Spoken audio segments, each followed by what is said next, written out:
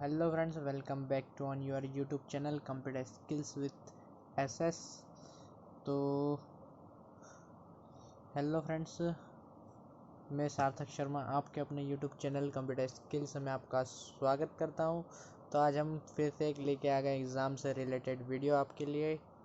तो थोड़े बहुत हम क्वेश्चन इसमें समझने की कोशिश करेंगे, तो वीडियो पूरा देखिएगा शुरू से एंड तक।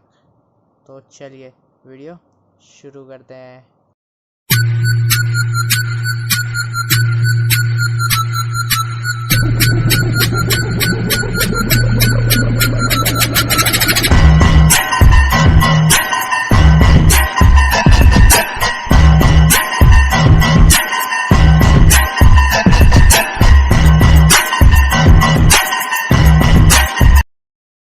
तो फ्रेंड्स, पिछली वीडियो में हमने जाना था कंप्यूटर का ब्लॉक डायग्राम क्या होता है, कंप्यूटर की ब्लॉक डायग्राम वगैरह हमने जाना था। आपने वो वीडियो नहीं देखे तो मैं बीएससी बीए के फुल कोर्स के बारे में मैंने एक प्लेलिस्ट बना रखी है मेरे चैनल में, आप जाकर वहाँ पर चेक कर सकते हैं। वो वीडियो आपको मिल जाएगी, जो कि मैंने इसके पहले उस प्लेलिस्ट में इकलौती वीडियो अपलोड की है, और ये वीडियो जो आज मैं आपके लिए डाल रहा हूँ। तो आज इस वीडियो में हम जानेंगे कंप्यूटर की विशेषताएं क्या होती है, कंप्यूटर की विशेषताओं की पूरी जानकारी हम प्राप्त करेंगे, और इसके बाद और इसके अनुप्रयोग भी देखेंगे हम, कंप्यूटर के अनुप्रयोग जितने भी होते हैं, और कंप्यूटर की हानियाँ, कंप्यूटर से हमें क्या हानियाँ होती है, इस टॉपिक्स को हम आज कवर करने वाले हैं। तो सबसे पहले बात कर लेते हैं विशेषता की। तो सभी को पता है कि कंप्यूटर जो है वो सामान्य गुण पाए जाते हैं कंप्यूटर में, जो कि उसमें बहुत सारी स्पीड, फर्स्ट है कि स्पीड है, विश्वसनीयता मतलब ट्रस्ट हम उस पर कर सकते हैं, उसकी संग्रहण क्षमता मतलब समझ लीजिए स्टोरेज को भी के बारे में, और शुद्धता एवं विविधता मतलब शुद्धता कि आपको एग्जिट रिजल्ट ही देगा, ETC हम उस पर इतना ट्रस्ट कर सकते हैं। सभी प्रकार की प्रक्रिया को गति भी प्रदान करता है, और इसका उपयोग हम सब दूर कर रहे हैं, बैंक में, सुपरमार्केट में, यहाँ तक कि शॉप्स में, A to Z दुकान में, छोटी से छोटी दुकान में भी आज आप कंप्यूटर का कहीं ना कहीं उपयोग कर ही रहे हैं। इंटरनेट आदि बहुत सारी चीज़ों में आप इसका उपयोग कर रहे हैं। तो सबसे पहले बात करते हैं कंप्यूटर की स्पीड के बारे में। पहला पॉइंट हम लेते हैं कंप्यूटर की स्पीड। तो कंप्यूटर की स्पीड बहुत तेज़ होती है। ये आधुनिक कंप्यूटर जो रहता है एक ही सेकंड में कई निर्देशों को वो एक साथ कर सकता है, सबसे पहली बात। और कितनी ही गणना हो, करोड़ों की, लाखों की, अरबों की गणना हो, कुछ ही सेकंड में आपको पूरी करके बता सकता है, जिनको करने में हमें महीनों या बहुत सारे दिन लग सकते हैं। इतनी बात आपको समझ में आ गई होगी। तो कंप्यूटर की जो गति मतलब स्पीड मापने की जो इकाई होती है उसे बोलते हैं मेगाहर्ट्ज, मतलब 10 लाख इंस्ट्रक्शन प्रति सेकंड, अथवा गीगाहर्ट्ज मतलब गीगाहर्ट्ज जो होता है वो मतलब एक सेकंड में 1 अरब इंस्ट्रक्शन को ये फॉलो कर सकता है। ये बात हो गई कंप्यूटर की गति के बारे में। आप इतना लिख सकते हैं बहुत आराम से, आप अपनी लैंग्वेज में लिखना कि कंप्यूटर की गति बहुत तेज़ होती है, बहुत स्पीड में पाया जाता है मानव के मुकाबले, मतलब हमारे मुकाबले जो काम हम महीनों में, बहुत सारे दिनों में करते हैं, ये कुछ ही मिनटों में वो कार्य हमें ये कर सकता है। इतना आप लिख सकते हैं, और इसकी मापने की इकाई होती है मेगाहर्ट्ज। अब इतना लिखकर इस गति वाला टॉपिक जो रहेगा, ये पैराग्राफ जो रहेगा, इसको आप इसमें बंद कर सकते हैं बहुत आसानी से, बिना रोक लिए। ठीक है फ्रेंड्स, अब अगली आती है शुद्धता। तो शुद्धता की बात करते हैं। तो कंप्यूटर जो रहता है उसकी शुद्धता पे आप आँख मीच कर विश्वास कर सकते हैं कि आप कई एरर आएगी, कुछ भी इसमें गणना कर रहे हैं तो ये आँख मीच के इसके रिजल्ट पे आप भरोसा कर सकते हैं। शुद्धता का मतलब ये होता है, मतलब हम गलती कर सकते हैं, बाकी कंप्यूटर गलती नहीं कर सकता। कंप्यूटर अगर गलती करेगा तो आपको बकायदा स्क्रीन पे वो एरर दिखाएगा। अब आपको इसमें लिखना क्या है ये मैं आपको बता देता हूँ। तो जो कंप्यूटर है वो सिर्फ गति नहीं, शुद्धता के मामले में भी जाना जाता है, क्योंकि कंप्यूटर सिर्फ वही करता है जिसके हम उसको निर्देश देते हैं। ये बात तो सही है, कंप्यूटर को हम जो बोलेंगे कंप्यूटर वही काम करेगा, वरना कंप्यूटर कुछ भी नहीं कर सकता हमारे बिना, ये बात आप ध्यान रख लीजिए। तो सामान्य गलती कंप्यूटर को दिए गए गलत निर्देश के द्वारा होती है, मतलब कंप्यूटर कभी कोई गलती नहीं करता है। जब हम उसे गलत निर्देश देंगे तभी कंप्यूटर कोई गलती कर सकता है। कभी कभी तकनीकी समस्याओं के कारण भी इसमें कुछ गलतियां हो जाती है आउटपुट आने में, तो वो वहाँ पर बाकायदा आपको एरर दिखा देता है कि यह गलती हो रही है, तो आप उसे देख सकते हैं। परंतु ऊपर बताए गए कारणों की तुलना में यह कारण नगण्य है, मतलब ऊपर जो हमने कारण बताया कि हमारी गलती की वजह से ही हो सकता है, उसके मुकाबले जो है कि एरर वाला जो मैंने अभी बात करी वो बिल्कुल ना के मुकाबले है।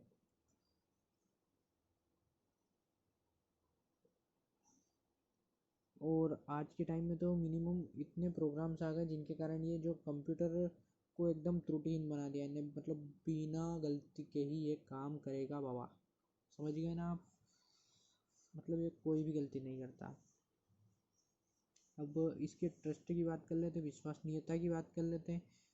तो ये कोई भी काम को 100% शुद्धता के साथ करेगा, जिस पे हम आँख मीच के भरोसा कर सकते हैं, कोई दिक्कत नहीं है।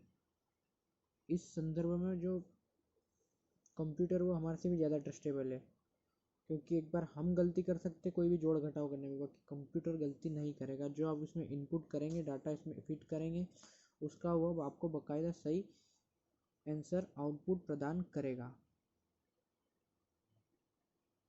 और ये बात आपको समझ में आ गई तो आप इसको भी बहुत आसानी से लिख सकते हैं कि कोई भी कार्य करने के लिए कंप्यूटर 100% विश्वसनीय, शुद्धता है, शुद्धनीय है, मतलब इस पे हम ट्रस्ट कर सकते हैं, आप ऐसा भी लिख सकते हैं।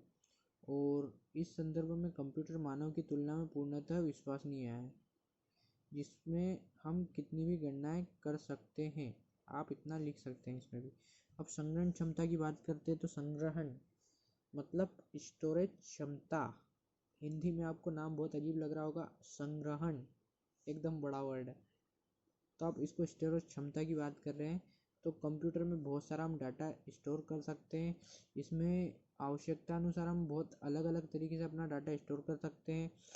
तो कंप्यूटर की जो संग्रहण क्षमता रहती है, इसको हम जो भी डाटा को स्टोर करते हैं वो सेकेंडरी स्टोरेज में करते हैं। तो सेकेंडरी स्टोरेज में क्या आ जाती है, हमारी हार्ड डिस्क आ जाती है, फ्लॉपी डिस्क आ जाती है, सीडी, डीवीडी, रोम। ठीक है फ्रेंड्स, तो इन आदि में आप इसको डाटा को स्टोर करा सकते हैं। आजकल तो हार्ड डिस्क में बहुत जगह रहती है कि आपको सीडी डीवीडी की कोई आवश्यकता नहीं पड़ती है, और आजकल पेन ड्राइव भी बहुत चलन में है, तो आपकी आवश्यकता के अनुसार आप इसमें इससे बड़ा घटा भी सकते हैं। मतलब आपको लग रहा है कि आपकी हार्ड डिस्क 500 GB की आपको ज़्यादा ज़रूरत पड़ रही है, तो आप इसको चेंज करके 1 TB की भी इसमें लगा सकते हैं, इसमें कोई दिक्कत नहीं है। अब विविधता की बात करें तो जो कंप्यूटर एक से अधिक प्रकार के कार्य कर सकता है, मतलब जो कंप्यूटर है वो हमारा मल्टीटास्किंग होता है, एक साथ उसमें आप गाने सुन सकते हैं, आपको फ़ोटो देखना फ़ोटो देख सकते हैं, इंटरनेट चलाना इंटरनेट भी चला सकते हैं, कोई दिक्कत नहीं है, मतलब एक तरह से मल्टीटास्किंग है। तो उसमें भी यही लिखा है, आपकी बुक की लैंग्वेज में जो मैं देख रहा हूँ उसमें भी यही लिखा है, कंप्यूटर एक से अधिक प्रकार के कार्य कर सकता है, यह गुण कंप्यूटर को एक बहुउपयोगी उपकरण बनाता है। मतलब बहुउपयोगी वही हमारा मल्टीटास्किंग वाला बात लिख सकते हैं। तो आप इसमें इतना लिख दीजिएगा कि कंप्यूटर एक साथ बहुत सारे काम कर सकता है, एक मल्टीटास्किंग मशीन होती है, इसमें आप एक साथ उदाहरण के लिए एक साथ गाने सुन सकते हैं, फ़ोटोज़ देख सकते हैं, इंटरनेट भी आप एक साथ इसमें चला सकते हैं। ठीक है फ्रेंड्स, अब बात कर लेते हैं कंप्यूटर के अनुप्रयोगों की। आपको अभी तक तो वीडियो समझ में आई होगी अच्छे से, और रट्टा बिल्कुल मत मारना, बिल्कुल बिना टेंशन के आप इस पेपर को देके आना, आपको बाकायदा बहुत अच्छे से नंबर आएंगे। तो इसके अनुप्रयोग की बात करें तो जो कंप्यूटर है वो मानव जीवन में बहुत ही इम्पोर्टेंट हो गया है। इस मतलब पूरी दुनिया में हर क्षेत्र में, आप व्यवसाय में देख लो, चिकित्सा में देख लो, विज्ञान में देख लो, शिक्षा में देख लो, etc, आप जिस भी क्षेत्र में जाओगे आपको सब क्षेत्र में कंप्यूटर की आवश्यकता मिलेगी। आजकल तो जो हमारी बाइक वगैरह रहती है ये कंपनी वगैरह में, तो आप देखना कि इनमें व्हील अलाइनमेंट होते हैं, वो भी कंप्यूटर से होते हैं कार वगैरह में। और बाइक वगैरह का जो मैं आपको बात कर रहा था, उसमें आजकल नट वगैरह घसाते हैं ना, वो भी मशीन द्वारा घसाते हैं। और उसकी प्रोग्रामिंग वगैरह भी जो होती है मशीन की, वो कंप्यूटर से ही चलती है, पूरी ऑपरेट कंप्यूटर से ही होती है। तो समझ लीजिए कि सब साधन में आज के टाइम में कंप्यूटर ही काम में आ रहा है। ठीक है, इसके अनुप्रयोग में आप लिख सकते हैं बहुत सारा आपके हिसाब से, आपकी लैंग्वेज में कोई दिक्कत नहीं है। फिर आपको एक एक पॉइंट लिख के भी देना पड़ेंगे इसमें अलग अलग, जैसे कि मेन बता देता हूँ मैं। पॉइंटों की बात करें तो विज्ञान के क्षेत्र में, तो विज्ञान के क्षेत्र में कंप्यूटर क्या काम कर रहा है, आप अपना दिमाग लगाइए। बहुत सारी खोज करनी पड़ती है, उसमें कंप्यूटर का उपयोग होता है। ठीक है, जो फिजिक्स, रसायन शास्त्र और समाजशास्त्र, इन सब के अनुसंधान जो रहते हैं उसमें भी ये काम करने में बहुत गतिशील होता है। इनकी रीडिंग वगैरह निकालना, इन पर रिसर्च करना, ये सब कंप्यूटर के ही द्वारा होता है। कुछ भी खोज करना तो उसे में कंप्यूटर का बहुत बड़ा योगदान रहता है। अब व्यवसाय की बात करें तो व्यवसाय मतलब हमारा बिजनेस में हर चीज़ में आपको कंप्यूटर बहुत ही आवश्यक हो गया है आजकल। आपको बिलिंग करना है, कंप्यूटर के द्वारा होती है। गणना करना है, वो आप कंप्यूटर के द्वारा कर सकते हैं।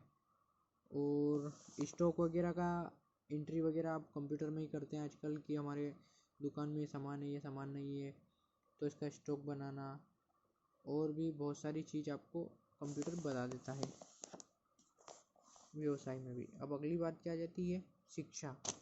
और ये सब जो मैं पॉइंटों को आपको समझा रहा हूँ, बहुत ही छोटे छोटे वर्ड के द्वारा आपके दिमाग में बिठाने की कोशिश कर रहा हूँ कि हम किस हिसाब से लिख सकते हैं। आप अपनी लैंग्वेज में भी इसे लिख लीजिएगा, कोई प्रॉब्लम नहीं है। तो अब शिक्षा, तो आप देख सकते हैं कि आजकल शायद 5th क्लास से ही कंप्यूटर आजकल प्राइवेट स्कूलों में आने लग गया है। तो कंप्यूटर आजकल बच्चों को बहुत ही शुरू से पढ़ा रहे हैं, पहली बात तो ये। अब शिक्षा के क्षेत्र में कंप्यूटर यूज़ कैसे हो रहा है, तो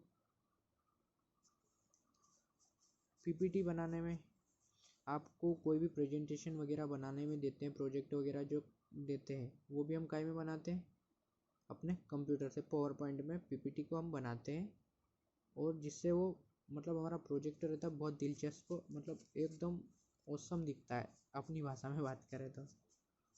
ठीक है, और हम इसमें इंटरनेट पे बहुत सारी चीज़ें देखकर सीख सकते हैं, कुछ भी कर सकते हैं, कोई दिक्कत नहीं है। तो शिक्षा के क्षेत्र में भी बहुत उपयोगी हो गया है आज के टाइम में कंप्यूटर, बात करें तो। अब बात करते हैं संचार, अगला पॉइंट आता है हमारा संचार। संचार मतलब क्या होता है,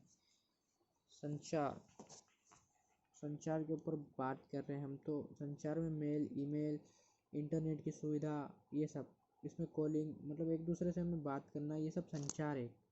हम फ़ोन पे बात कर रहे हैं यहाँ से बैठे बैठे, ये किसकी वजह से हुआ, कंप्यूटर की वजह से संचार। ईमेल, मेल, व्हाट्सअप चैटिंग, ये सब कंप्यूटर की वजह से ही संभव हुआ है, क्योंकि इन सबको बनाने वाला एक कंप्यूटर की वजह से तो बना व्हाट्सअप हमारा। व्हाट्सअप बना किस चीज़ से, तो कंप्यूटर पे बैठ के ही किसी ने इस सॉफ्टवेयर को डिज़ाइन करा होगा। तो संचार भी कंप्यूटर की ही देन है आज के टाइम में। अब विज्ञान चिकित्सा के क्षेत्र में, अब हॉस्पिटल वगैरह में पूरा उपयोग, मतलब समझ लीजिए सारी मशीनें हैं जो 80% मशीनें, 80 से 90% मशीनें जो है वो सब कंप्यूटर से ऑपरेट हो रही है। आप एक्सरे मशीन की बात कर लीजिए, या और दूसरी भी जितनी मशीन से रहती है, या आप चिकित्सा में आपकी कोई ब्लड रिपोर्ट निकलती है तो वो भी निकलती कहीं से, कंप्यूटर के द्वारा ही निकलती है। पैथोलॉजी की जो रहती है, पैथोलॉजी की परीक्षण जो रहते हैं वो भी सब हमारे इसके द्वारा ही निकलते हैं, कंप्यूटर के। और मनोरंजन के इसमें तो आप लिख ही सकते हैं, कोई दिक्कत नहीं है। घर का मत लिख देना, सास बहू का चैनल, बाकी तो कोई दिक्कत नहीं है कि आप मनोरंजन में भी बहुत उपकरण है जो कंप्यूटर की देन है। और प्रकाशन तो जो हमारा न्यूज़ चैनल चल रहा है ये भी कंप्यूटर की देन है। समाचार पत्र आता है ये भी कंप्यूटर की देन है। और पत्रिकाएं वगैरह जो भी बनती है हमारी, ये भी सब कंप्यूटर की देन है। तो आप इन सबको अपनी लैंग्वेज में लिख सकते हैं, उदाहरण देकर इन सब चीज़ों का मैंने जो आपको समझाया। अब बात करते हैं कंप्यूटर में क्या क्या हानियाँ हैं। तो कंप्यूटर की सबसे पहली हानि, ये खुद की मर्जी से कुछ भी नहीं कर सकता। जब तक हम इसे कोई भी कमांड नहीं देंगे, ये जब तक एक तिनका भी इधर से उधर नहीं कर सकता, समझ लीजिए। ये सांस भी नहीं ले सकता हमारे हिसाब से, जब तक हम इसे ऑन नहीं करेंगे, ठीक है। तो अगला पॉइंट आता है, इसमें अनुभव से सीखने की क्षमता नहीं होती है। मतलब हम कुछ भी काम करते तो उससे सीखने की क्षमता नहीं होती है। और इसमें सबसे बड़ी बात, अच्छे बुरे का कोई भेद नहीं होता। उदाहरण के लिए ये कंप्यूटर में अच्छी फाइलें भी रहता है और साथ में जो वायरस वगैरह रहते हैं उनको भी ये अंदर ले लेता। इसमें इतनी समझ होती तो हमें आजकल कंप्यूटर के अंदर एंटीवायरस वगैरह डालने की ज़रूरत ही नहीं पड़ती। और अगली इसकी हानि ये है कि ये ओनली बाइनरी लैंग्वेज समझता है, 0 और 1, ठीक है। और यह फिजिकल एवं लॉजिकल त्रुटियों के प्रति अति संवेदनशील होता है। तो अब ये 4 इसमें लिख सकते हैं। तो आई होप फ्रेंड्स आपको आज की वीडियो में थोड़ा बहुत समझ में तो आया होगा कि आपको ये तीनों टॉपिक को कैसे कवर करना है, कैसे लिखना है बिना रट्टा मारे। तो वीडियो पसंद आई हो तो लाइक करिए, कमेंट कीजिए।